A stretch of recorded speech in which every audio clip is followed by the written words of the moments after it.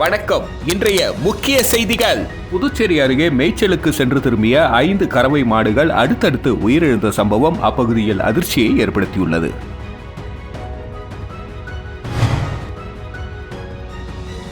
திருமணம் செய்து கொள்வதாக கூறி 17 வயது சிறுமியை கர்ப்பமாக்கிய கடலூர் இளைஞருக்கு 20 ஆண்டுகள் சிறை தண்டனை விதித்து புதுச்சேரி போக்சோ சிறப்பு நீதிமன்றம் தீர்ப்பளித்துள்ளது. காரைக்காலில் புனித ஹஜ் பயணம் அழைத்து செல்வதாக கூறி பண மோசடி செய்த தனியார் டிராவல்ஸ் உரிமையாளரை போலீசார் கைது செய்தனர். தனிநபர் வருமானத்தில் புதுச்சேரி 9வது இடத்தில் உள்ளதாக புதுச்சேரி மாநில மக்கள் முன்னேற்ற கழக தலைவர் ராமதாஸ் தெரிவித்துள்ளார்.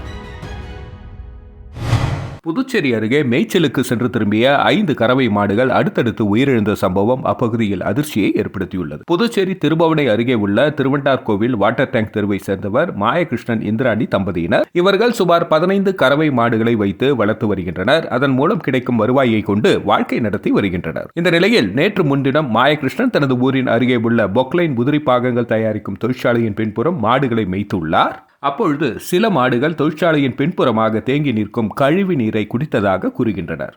மாலை மீண்டும் மாடுகளை வீட்டிற்கு அழைத்து வந்துள்ளனர். பின்பு நேற்று இரவு திடீரென்று 2 மாடுகள் வாயில் நுரையுடன் மயங்கி விழுந்து உயிரிழந்தன. தொடர்ந்து இன்று காலை அதே போன்று மற்றொரு மாடும் உயிரிழந்துள்ளது. இதுபோன்று கடந்த 4 மாதத்திற்கு முன்பு அதே பகுதியை சேர்ந்த பூபாலன் என்பவரின் 4 மாடுகளும் உயிரிழந்துள்ளன. தொடர்ந்து இப்பகுதியில் அடிக்கடி மாடுகள் உயிரிழந்து வருவது அப்பகுதியில் கால்நடை வளர்ப்பு மத்தியில் பெரும் பீதி ஏற்பட்டுள்ளது. இறந்து உள்ள மாடுகள் ஒவ்வொரு சுமார் 60,000 மதிப்புமிக்க மாடுகள் என்பது குறிப்பிடத்தக்கது.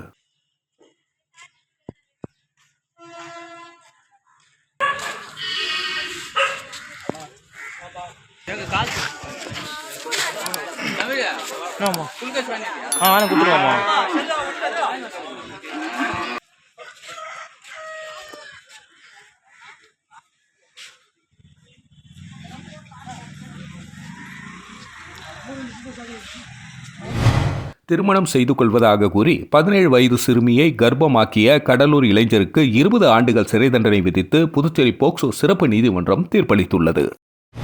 காரைக்காலில் புனித ஹஜ் பயணம் அழைத்து செல்வதாக கூறி பண மோசடி செய்த தனியார் டிராவல்ஸ் உரிமையாளரை போலீசார் கைது செய்தனர். காரைக்கால் மாவட்டத்தில் நைனா முகமது என்பவர் தனியார் டிராவல்ஸ் நடத்தி வருகிறார். இந்த தனியார் டிராவல்ஸ் நிறுவனத்தில் புனித ஹஜ் பயணத்திற்கு அழைத்து செல்வதாக கூறியும் வெளிநாட்டில் வேலை வாங்கி தருவதாக கூறியும் பல்வேறு வாடிக்கையாளர்களை ஏமாற்றி வந்ததாக கூறப்படுகிறது. இந்த நிலையில் புனித ஹஜ் பயணத்திற்கு அழைத்து செல்வதாக கூறி ஏமாற்றி பாதிக்கப்பட்ட 20க்கும் மேற்பட்ட இஸ்லாமியர்கள் டிராவல்ஸ் உரிமையாளர் நைனா முகமது மீது நடவடிக்கை எடுக்க கோரியும் அவர்களிடம் உள்ள தங்களது பணத்தை மீட்டு தர வலியுறுத்தியும் நகர காவல் நிலையத்தில் புகார் அளித்தனர். இதனையடுத்து காரைக்கால் நகர காவல் நிலைய போலீசார் நைனா முகமதை கைது செய்து அவரிடமிருந்து 1,25,000 ரொக்கப்பணம் மற்றும் முக்கிய ஆவணங்களை பறிமுதல் செய்து விசாரணை மேற்கொண்டு வருகின்றனர்.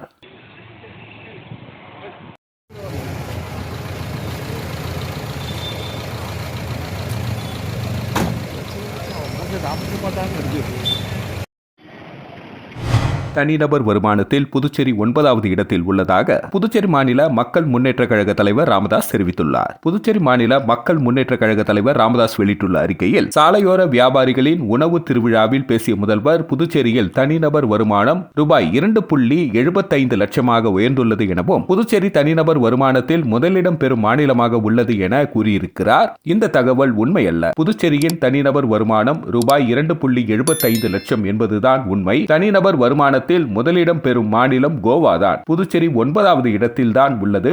கோவாவின் தனிநபர் வருமானம் ரூபாய் 5.33 லட்சம் எனவும் புதுச்சேரியை விட 2 மடங்கு அதிகம் என குறிப்பிடப்பட்டுள்ளது. ஜிப்மரில் புதுவை மாநிலத்திற்கான எம்பிபிஎஸ் படிப்பிற்கான ஒதுக்கீட்டில் 15 இடங்கள் இன்னும் நிரப்பப்படவில்லை என பாண்டிச்சேரி மாநில மாணவர் பெற்றோர் நலச்சங்க அமைப்பு தெரிவித்துள்ளது. இதுகுறித்து அந்த அமைப்பின் தலைவர் வை பாலா வெளியிட்டுள்ள அறிக்கையில் புதுவை மாநிலத்தில் நீட் தேர்வில் தேர்ச்சி பெற்றவர்களுக்கு ஜிப்மரில் 64 எம்பிபிஎஸ் இடங்கள் ஒதுக்கீடு உள்ளன. அதன் அடிப்படையில் புதுச்சேரி காரைக்கால் பிராந்தியங்களை சேர்ந்த மாணவர்கள் நீட் தேர்வு தேர்ச்சி அடிப்படையில் ஜிப்மர் மருத்துவக் கல்லூரியில் சேரும் வாய்ப்பும் உள்ளது. நிகழாண்டில் புதுவை மாநிலத்திற்கான 64 எம்பிபிஎஸ் இடங்களில் முதல் சுற்று கலந்தாய்வில் 49 இடங்கள் மட்டுமே நிரப்பப்பட்டுள்ளன. இதன்படி 15 இடங்கள் இன்னும் நிரப்பப்படாமல் உள்ளன. எனவே இந்த இடங்களையும் புதுவை மாணவர்கள் மூலம் நிரப்பப்பட வேண்டும் என வலியுறுத்தப்பட்டு உள்ளது. பராமரிப்பின்றி இருக்கும் முத்தியால்பேட்டை சாராய ஆலை குடியிருப்பு பகுதி சமூக விரோதிகளை கூடாரமாக மாறியுள்ளது. புதுவை கடற்கரை சாலையில் பழைய சாராய ஆலை இயங்கி வந்தது. இங்கு பணிபுரியும் ஊழியர்களுக்காக முத்தியால்பேட்டை பகுதியில் குடியிருப்புகள் கட்டித்தரப்பட்டன. சுமார் 3 ஏக்கர் பரப்பளவில் இந்த குடியிருப்புகள் இருந்தன. இதனிடையே கடற்கரை சாலையில் இயங்கிய சாராய ஆலை கடந்த 1990ஆம் ஆண்டு மூடப்பட்டு புதிய சாராய ஆலை வில்லியனூர் ஆரியபாளையத்தில் இயங்கி வருகிறது. பழைய சாராய ஆலை மூடப்பட்ட நிலையில் ஊழியர்கள் குடியிருப்பில் இருந்தவர்கள் காலி செய்துவிட்டனர். இதனால் அந்த குடியிருப்புகள் போதிய பராமரிப்பின்றி தற்பொழுது இடிந்த நிலையில் உள்ளது.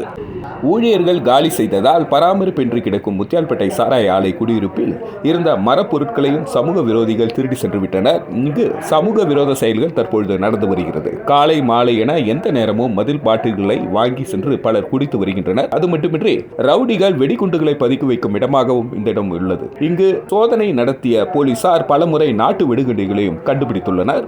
இதனால் இந்த பகுதியில் நடமாடவே பொதுமக்கள் அச்சம் தெரிவிக்கின்றனர். இது அரசு இடமாக இருப்பதால் வாடகை கட்டிடங்களில் செயல்படும் அரசு அலுவலகங்களை இங்கு இடமாற்றம் செய்யலாம். எனவே அரசு இதற்கு நடவடிக்கை எடுக்க வேண்டும் என்ற எதிர்பார்ப்பு அப்பகுதி மக்களிடையே நிலவுகிறது.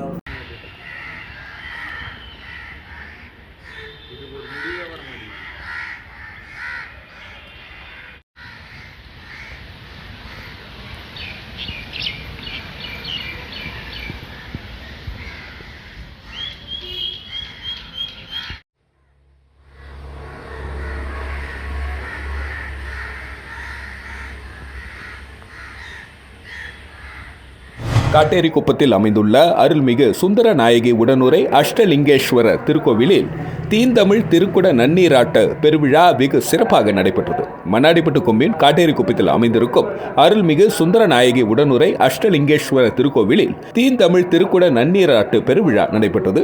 இதில் திரளான பக்தர்கள் கலந்து கொண்டு சாமி தரிசனம் செய்தனர். முன்னதாக காலை திருப்பள்ளி எழுச்சியும் ஆனந்த ஆட்டுதல் மூல திருப்பணிக்கு காப்பு அணிவித்தல் சுற்றுப்புற தெய்வங்களுக்கு திருக்குட நன்னீராட்டு பெருவிழாவும் நல்லவர் தமிழ் கேட்ட நாயகனுக்கு 4ஆம் கால வேள்வி துவக்கமும் தொடர்ந்து வேள்வி நிறையவி அளித்தல் திருமுறை விண்ணப்பம் பொது விண்ணப்பம் பேரொளி வழிபாடு அதனைத் தொடர்ந்து திருக்குடங்கள் புறப்பாடு நிகழ்ச்சி நடைபெற்று அருள்மிகு சுந்தரநாயகி உடனுரை அஷ்டலிங்கேஸ்வரர் ஆலய விமான கலசங்களுக்கு திருக்குறள் நன்னீராட்டு பெருவிழா வெகு சிறப்பாக நடைபெற்றது. இதில் சுற்று வட்டார பகுதியை சேர்ந்த ஏராளமான பொதுமக்கள் கலந்து கொண்டு சாமி தரிசனம் செய்தனர்.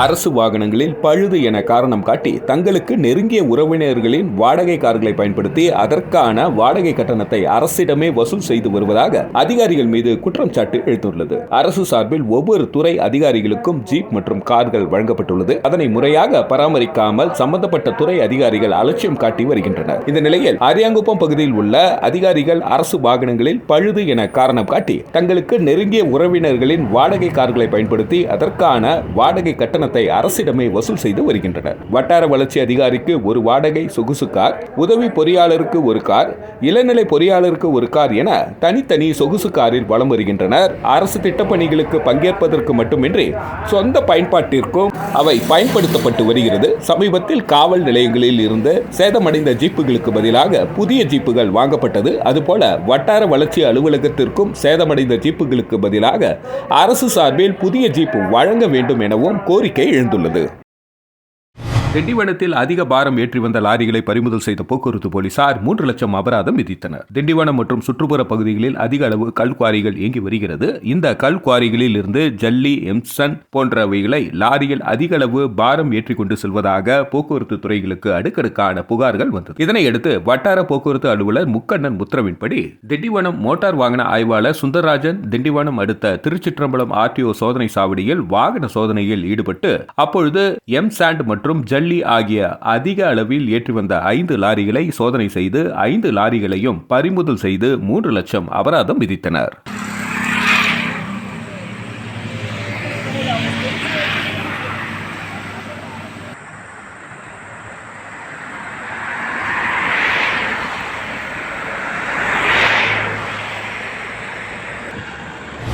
விநாயகர் சதுர்த்தியை முன்னிட்டு சாரம் பகுதியில் அமைக்கப்பட்ட 21 அடி உயர பிரம்மாண்ட விநாயகர் சிலைக்கு நடைபெற்ற சிறப்பு பூஜையில் சட்டப்பேரவைத் தலைவர் செல்வம் உட்பட பக்தர்கள் கலந்து கொண்டு சாமி தரிசனம் செய்தனர். புதுச்சேரி நகரில் இந்து முன்னணி விநாயகர் சதுர்த்தி விழா பேரவை சார்பில் 150க்கும் மேற்பட்ட இடங்களில் விநாயகர் சிலைகள் நிறுவப்பட்டு சிறப்பு பூஜைகள் நடைபெற்றன. புதுச்சேரி சாரத்தில் 21 அடி உயர சிலை அமைக்கப்பட்டது. அதற்கு சிறப்பு பூஜை நடைபெற்றது. இதில் புதுவை சட்டப்பேரவைத் தலைவர் செல்வம் மற்றும் இந்து முன்னணி நிர்வாகிகள் உள்ளிட்ட ஏராளமானோர் கலந்து கொண்டு சாமி தரிசனம் செய்தனர். வரும் 11ஆம் தேதி சாரம் விநாயகர் உள்ளிட்ட அனைத்து விநாயகர் சிலைகளும் ஊர்வலமாக எடுத்து செல்லப்பட்டு கடற்கரை காந்தி சிலை திடல் அருகே கடலில் விசர்ஜனம் செய்யப்படும் என இந்து முன்னணி நிர்வாகிகள் தெரிவித்தனர்.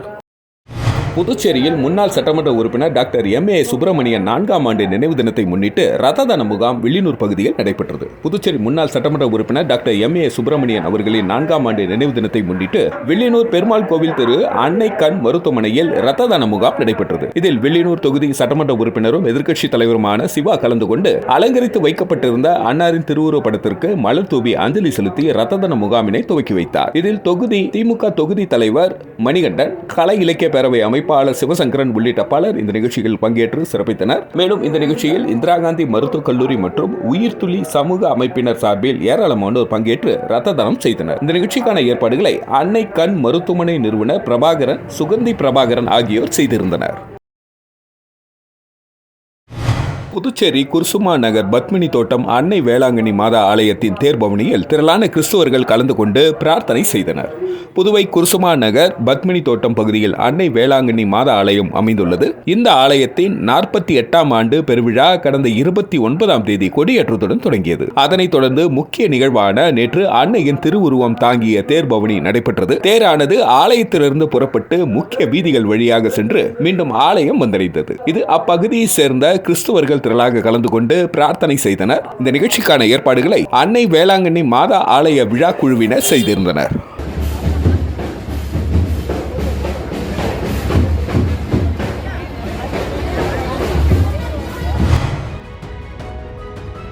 வணக்கம். இன்றைய முக்கிய செய்திகள்.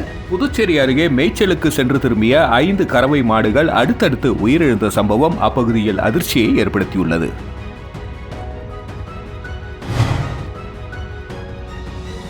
திருமணம் செய்து கொள்வதாக கூறி 17 வயது சிறுமியை கர்ப்பமாக்கிய கடலூர் இளைஞருக்கு 20 ஆண்டுகள் சிறை தண்டனை விதித்து புதுச்சேரி போக்சோ சிறப்பு நீதிமன்றம் தீர்ப்பளித்துள்ளது. காரைக்காலில் புனித ஹஜ் பயணம் அழைத்து செல்வதாக கூறி பண மோசடி செய்த தனியார் டிராவல்ஸ் உரிமையாளரை போலீசார் கைது செய்தனர். தனிநபர் வருமானத்தில் புதுச்சேரி 9வது இடத்தில் உள்ளதாக புதுச்சேரி மாநில மக்கள் முன்னேற்ற கழக தலைவர் ராமதாஸ் தெரிவித்துள்ளார். செய்திகளை துல்லியமாக தெரிந்து கொள்ள கிரியேட்டிவ் மீடியா நியூஸ் யூடியூப் சேனலை சப்ஸ்கிரைப் செய்து கொள்ளுங்கள். வணக்கம்.